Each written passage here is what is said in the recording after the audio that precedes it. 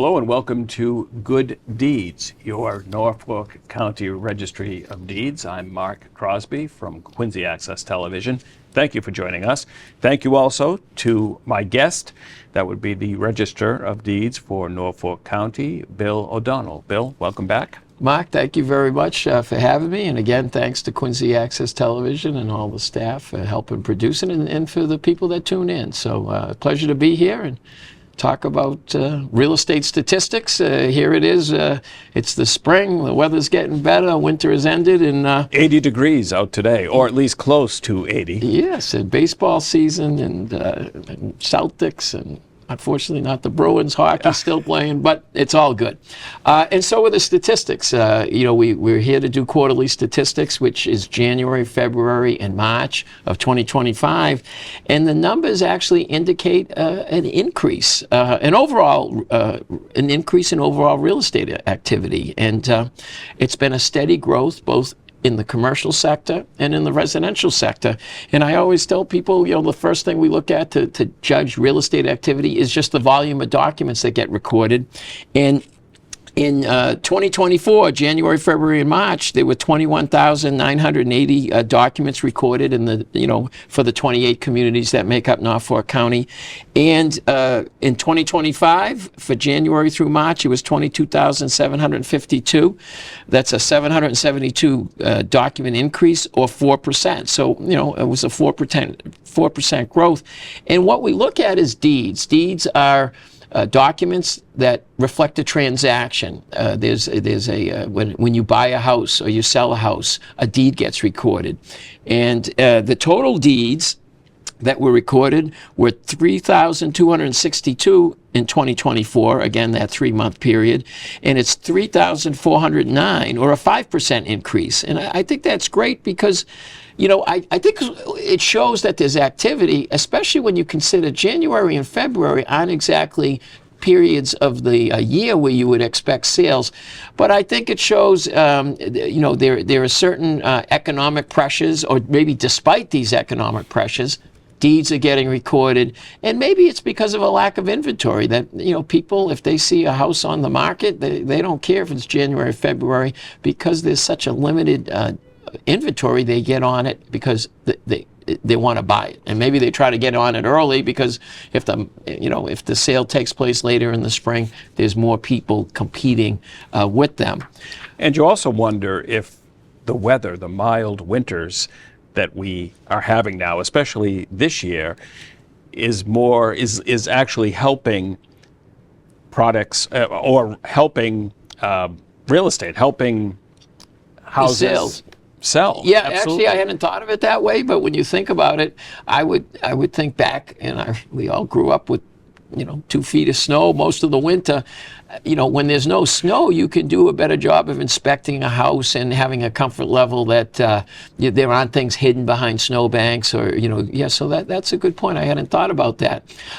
Another component besides the deeds is the mortgages. And again, when people borrow to buy a house, most people need to borrow money from a bank or a lender, and the mortgages are again a sign of activity of what's going on in Norfolk County. And again, the mortgage activity is up, which was reflected in the numbers. The total mortgages were 2,960 for January, February, March 2024, 3,279 in 2025, which was an 11% increase. So at least the numbers are up. One thing we saw was that the mortgage indebtedness, or how much was being borrowed, was down. And I think it was down because I think it reflects people understand the interest rates are higher. It used to be 2.5%, 3%. The interest rates are high 6s into the 7s. So that would explain why, yes, the numbers are up as far as the number of mortgages that are being executed. But it also shows, because of the economic times, people are not borrowing as much. And it was funny to see that number, that it was a 41% decrease from the 3 months in 2024 to the 3 months of 2025. So mortgages are up, but people are at least recognizing the economic uncertainties and the high interest rates. And we really don't know where the rates will be going still.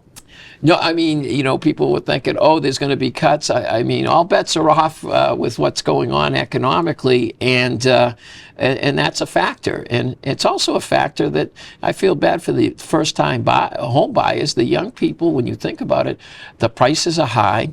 And if there's an interest rate of 7% and you're borrowing, $600,000, that's a big difference between 7% on $600,000 or 2.5% or 3% on $600,000, and I think it really we see first-time home buyers are really struggling to get into the market, but hopefully hopefully there's more inventory and hopefully things settle down and we'll see what happens in the future. One thing I always bring up as part of the numbers is the foreclosure deeds, which is when a bank forecloses on someone, the last part of the process is the foreclosure deed gets recorded at the registry. We don't have really any involvement in the foreclosures, except we have partnered up with Quincy Community Action Programs and NeighborWorks Housing Solutions. You can go on our website to get their address, www.norfolkdeeds.org. And we also have resources from the Attorney General that are on our website that you can connect with. And the reason why I mention it is the first part of the process is, by law, the state legislature requires people, when they are foreclosing on someone, to record a notice at the registry. So the only involvement at the registry is at the beginning. When the foreclosure process starts in court, they have to record notices. And if it goes all the way to the end, a deed gets recorded. And the good news is both foreclosure deeds are down 38%, and notices to foreclose, which were 90 in the first 3 months of 2024, down to 69 the first 3 months of 2025. So that's a pretty good decrease, 23% decrease. And again, it helps that it's a decrease. But if you're one of those people struggling with foreclosures, what I would say is reach out to those nonprofit groups and get some. As I said, they help people. It's a legal process, but they also help people. It's a counseling process as to what the underlying situation is. Maybe it's just trying to get a handle on your debt or manage your credit cards better. Sometimes it's a health issue, and maybe they can give people guidance to get them through that tough situation. One statistic I do want to bring up, I always thank Quincy, Access Television, because they've always done PSAs on why homesteads should be recorded. And for people out there, a homestead is a state law written by your state legislature, and it really protects your principal residence. It applies to your principal residence, and if you have a house or a condo and it's your principal residence, you can record a homestead, which protects you against forced sales if you have certain judgments against you. And it gives you other protections that, for instance, if your house burnt down and you got a check from the insurance company, if you had a recorded homestead, the creditors can't swoop in and take your insurance proceeds, again, for a limited period of time of 2 years. Or if you go to sell your house, the creditors can't swoop in if you have a homestead recorded for the proceeds, again, for a limited period of time of 1 year. And I would point out that the information must be getting out there through, Quincy Access Television and shows like this, and just, people being more attuned onto how to protect their property, because total homesteads have gone up from 1,971 in 2024 to 2,137, or an 8% increase. And I think it's just good. It's something that's written in the state law. It's been written in the state law for a long time. When my parents bought a house in Norwood, I'm from Norwood, back in 1961, they didn't put a homestead on, even though there were laws that said you could. But I think there's more and more information out there and people are more attuned on how can I protect my property. And the level of protection has increased. And that's another good point, that in August of 2024, Governor Healy put forward a legislation that went through the State House of Representatives, State Senate, became a law, and it increased the protections to $1 million. So again, you don't have to do anything. If you have a valid homestead recorded, the laws, as in the past, you get the benefit of the increase. You don't have to re-record the homestead. But if you don't have a homestead, even more reason to have one is that, there's a reason your state legislators and the governor have increased the protections, because they know it's good for the consumer. So if it's good for the consumer and they're increasing your protections, you as a consumer should take advantage of it. And if you need more information about the homestead, you can certainly go to the registry website at www.norfolkdeeds.org to get that information. As far as protecting your property, I'd be remiss. The FBI recently put out a notice out to people, and I want to read from it. The FBI Boston Division reported that from 2019 through 2023, there were 58,141 victims nationwide that reported $1.3 billion in losses relating to real estate fraud. In the Boston Division alone, 2,301 victims reported losing more than $61.5 million during that same period. And you might say, how can that happen? Well, a lot of times it happens through foreclosure. People approach you and approach the people that are struggling with foreclosure and say, oh, hey, I can help you out. I can give you some money. It's a short sale. And suddenly they're deeding over the property to these people who may or may not be giving them the money to help out. Other times you have family situations where maybe there's some coercion of a family member or fraud. And again, that's been seen over the years, and, it gets fought out in court. But the fraud that's out there through scams and things like that has just taken off, and that's what prompted the FBI, to really, try to, put this information out there. And also, there's more and more forgery taking place. We live in a society where, unfortunately, people are taking advantage and being, criminals and taking property. Now, and the level of sophistication has increased. It has, and to show you, I know that, and I always, when I come on, say the FBI says one of the fastest growing white collar crimes is property fraud, deed fraud. Back in 2015, the Registry of Deeds, we were one of the first registries in Massachusetts to do a consumer notification service. And you can go to our website to sign up for that program, and I've signed up myself. I get notices anytime a document gets recorded in the name of William O'Donnell.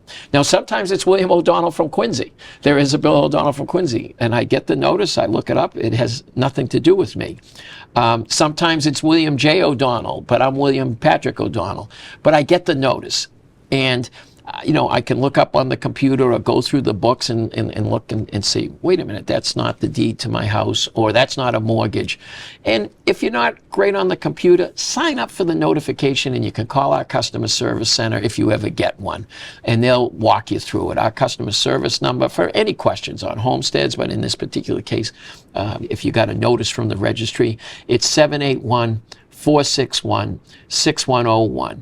And the reason why you want to sign up for this consumer notification service is because of what you're reading about. The FBI in Boston and nationwide, they have put out what's going on with deed fraud. And here we have a service that's been free. We started in 2015 not knowing all this was going to happen.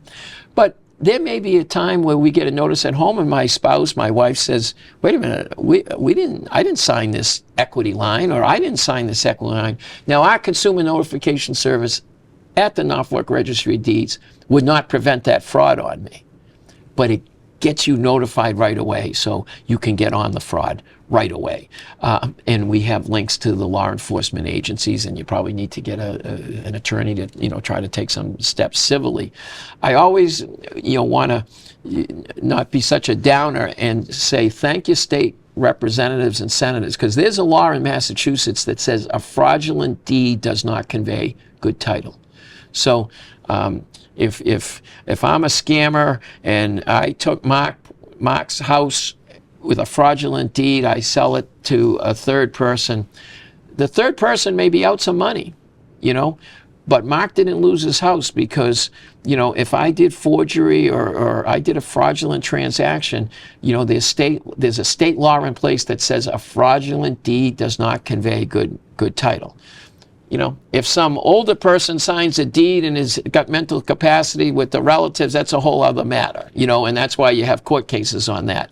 But the good news is that statute should give people some solace that if there is some fraud, I still own my house. I'm going to have to fight for it, but by law, I still own my house. The poor person that might have been an innocent purchaser of the scam may be out some money, unfortunately, but that's why they really got to get a handle on this. And maybe some of the laws haven't caught up with how things are going, with respect to forgeries and things like that. And while we're talking about deeds, do talk about how easy it is to get a copy of your deed, because this brings me to the fact that there are companies out there that will do the transaction for you, but they charge quite a bit of money. In other words, you could do a lot better by just contacting the Norfolk County Registry of Deeds. Right, and to anyone, Norfolk County Registry of Deeds has 28 communities, and actually some of the communities in Boston need copies of our documents because a lot of Boston, South Boston, Dorchester, West Roxbury were part of Norfolk County at one time. So when they need copies of Boston documents when they were part of Norfolk County, they come to the registry. So there's 21 registries in Massachusetts, and you can go to your registry if you're not part of the Norfolk County communities to get a copy of your deed. And what's being referenced is there are groups out there that have charged anywhere from $60 up to and now it's breaking over $100, where they'll get you a certified copy of your deed or a copy of your deed. If you need a certified copy of your deed, you could come to the Registry of Deeds. We're located at 649 High Street, across from the Norfolk Superior Court in Dedham, Massachusetts. A lot of times we're out at office hours, or we're speaking to at the elderly or senior centers, and we certify the copies of your deed. Or if you just need a copy of your deed, a lot of times you could just go on our website if you're in Norfolk County, or go on the website of one of the 21 other registries if you live in another registry district. And you can, we have our records back to 1793. A lot of times you could just, print it, and just at least get a copy. Don't pay, anywhere from $60 to $106 for a copy of your deed or a certified copy of your deed. Go straight to the government agency. And I know that the Attorney General's office and the State Secretary's office have put out notices, because it's legal, these solicitations, because in the fine print that no one can read, it says it's a solicitation. I think it's unconscionable what they're doing, and I know those notices, those consumer notices by the Attorney General's office and by the State Secretary's office is trying to get the word out there, as we are now, is if you need a copy of your deed and you get some solicitation to get one, I would just disregard it, unless, if you want to pay that type of money. But a lot of times you could just go on your internet and just, hit the print button, and a copy will come out. And if you need a certified copy, and a lot of times you don't need a certified copy unless you go in a court or something like that, we can certify it for you. Talk about, I guess, the kinds of research that folks can do at the registry. Well, I kind of touched on it with, you can look up your records by going to our website at www.norfolkdeeds.org. And when we first started, one of the things I want to do, we have thousands, and we're still one of the few registries that print books, because people still use the books. And it's, to me, a way to protect the records. But we wanted to bring the registry's records into people's homes and businesses. So slowly but surely, over the years that I've been registered, all our records back to 1793 are now available on the internet. So we have you can do internet land record research at the Norfolk Registry of Deeds and look up all the documents. You either come into the registry physically if you want. You can use the 50 computers that are spread around the building, or you can use your computer at home and you can look up documents. And a lot of people are looking up documents because legally, maybe they want to know if they have a homestead, or maybe they need a copy of that deed, or maybe they paid off a mortgage. They want to, see if the discharge has been recorded. But One of the other reasons we see more and more of these records being used is for historical and genealogical research. So we actually have a little genealogy resource center at the registry where you can come in and you can get free access to the Ancestry.com. We have resources available that people, if they want to learn about, how to use these type of resources. So a lot of people come to the registry to look up real estate records, but now people are more interested in, family members that have lived in houses back in the 1700s, or we have 4 presidents born here in Norfolk County. There's a lot of history in Norfolk County. So you can come to the registry. We have a bank of computers where this genealogy resource center is set up. And what's good is it's free access to Ancestry.com. So before you embark on that journey, I know I actually have my own private account now. I did, and that's why I said, well, now let's make it available for free to the people, so that if you like it, you can then, kind of embark on that journey of all that information that's out on Ancestry.com. And if you are a fan of history, which we both are, certainly there's an interest there. And there's a lot of interest in family history, and also you see more and more history. We've always been interested in history in Norfolk County. As I said, there are 4 presidents. And when you think there's a deed from John Adams to John Quincy Adams recorded. How many times? There's not too many registries that have a deed from the 2nd president of the United States to the 6th president of the United States.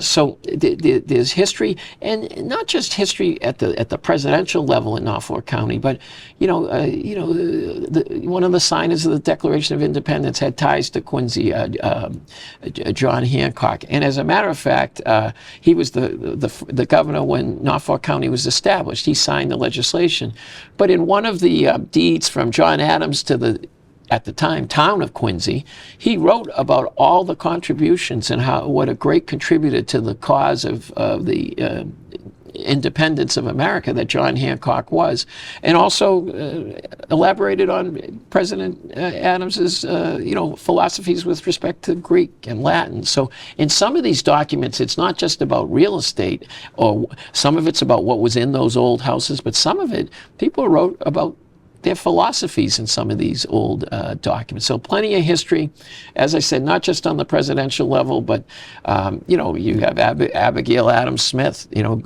She was born, she grew up in Weymouth, and then becomes, President John Adams's wife. Mr. Blanchard down in Avon. Deborah Sampson, a woman, disguised herself as a male to fight in the Revolutionary War, from Sharon. From my hometown, Aaron Giles on the seal, but he symbolizes the 60 patriots from Norwood that answered the call in the Revolutionary War, and 21 of them are buried in an old cemetery that still exists in Norwood, Old Preservation Cemetery, the Old Norwood Cemetery. So there's a lot of history in the 28 communities in Norfolk County, and I was just reading up. There was a gentleman from Dedham. They have a plaque in Arlington because he was from Dedham, and he got killed when the British were retreating. He got killed. So there's a lot of revolutionary history that dates back to the time when our country became established. With Spring, one of the current releases from the Registry of Deeds was the Community Preservation Act. And we've actually touched upon, I suppose, recipients of that during our series of History Comes Alive and History Comes Alive, A Closer Look. In other words, we have involved areas or have included areas like a lot of Emerald places. Necklace. Yes, I'd say the Community Preservation Act allows towns, if they adopt it, they can use it for open space and recreational fields, historical preservation, or housing. And a lot of times we've done projects where people are using the Community Preservation Act to restore town halls, and we did a story on the bells in Norwood. Down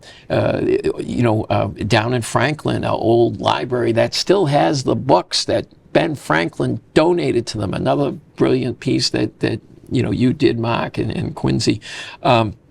So the Community Preservation Act really has an impact in the local communities, and they're using it now to preserve some of the history that they have, and it preserves the stories that you're articulating with these little pieces. You know, there was a piece in Avon on the Blanchard House. You know, well, Mr. Blanchard was a Revolutionary War fighter, you know, from the town of Avon. And the current project is Sylvanus Thayer. And again, Braintree has his house, and he left money. Mr. Thayer left money. He's the father of West Point. He was in the military. A lot of the rules that he established and traditions still take place at West Point, but he left money and started Thayer Academy. So that's another piece that's coming. And the CPA, we send something out just to let people know. The registry by law through the state legislature collects the money and sends it to the Department of Revenue. It gets collected on every town document, whether you have the CPA or not. And it just tries to show, it's a letter that goes out, Springs here, but it also shows, hey, there's resources available through the Community Preservation Act and what it means to the communities. And we've seen it because I think part of our records, when we did a transcription project, we transcribed from the handwritten documents, and the handwritten documents were from 1793 to 1900. And we, as part of our History Comes Alive project, we transcribed the documents. And then when we start looking at those documents, that has led us to do these projects, these film pieces on the Norwood Town Hall. That is one of the few that has the bells in it that get played. And I know, and I will give Quincy, they say there's been 19,000 views of that piece, which is more than was done when Chronicle Channel 5 did it, and I keep telling the people from Norwood that play the bells of that stat, and they think I'm making it up, but you said that right there. And so those projects, whether it's the historic Norwood Town Hall or the Blanchard House or down at the library, or I'm really looking forward to the piece that's being developed on Mr. Thayer, so I think it's great to have the records, but it's great to have the visuals of these institutions, these houses, and more importantly, the stories behind the houses and behind the people and behind the places. We should also mention that you and I have an engagement at the Kennedy Center, the Senior Center in Quincy, to talk about this project, this joint project of History Comes Alive. Yes, very much looking forward to it. I'm sure, it's always great to get out to the senior centers, especially, up there. The people are so welcoming, and hopefully I think they'll be interested. And it would be just great, watching the stories that have been developed, because there's been short pieces and then some longer pieces developed, and I think it's a great catalog, and I think it's a great preservation of history, and to me it ties in being registered. My job is to make sure these documents get recorded, because people are buying houses, but there's a historical component to these documents. And we should also mention, in the 2 minutes that we have left, that not only is it well received in Norfolk County, but we have won national awards for these programs. Yeah, it was one of, I still talk about going down to Brooklyn. They had a red carpet, and again, it's a credit to Jonathan and to you. Really, I'm just the voice. Well, you're more than that. I just do the voice, but. It's always good. I mean, it's a labor of love, but when you get recognized nationally, and then it's been 2 years, because another piece got recognized, and in my opinion, the pieces that are being rolled out are actually going to be better. So it's like the Celtics. Are we going to repeat? I don't know, but we repeated actually 2 years in a row. That's true. Maybe a three-peat. And I was thinking of Frank Sinatra. The best is yet to come. I hope so. So thank you very much for joining me here today, and for going over the statistics for the first quarter of 2025. Always great being here, and again, thanks to the viewers that watch. Thank you. And thank you at home for watching. I want to thank James Haley, who has been the floor director for this program today. I also want to remind you to please support the local access center in the community in which you reside. Take care.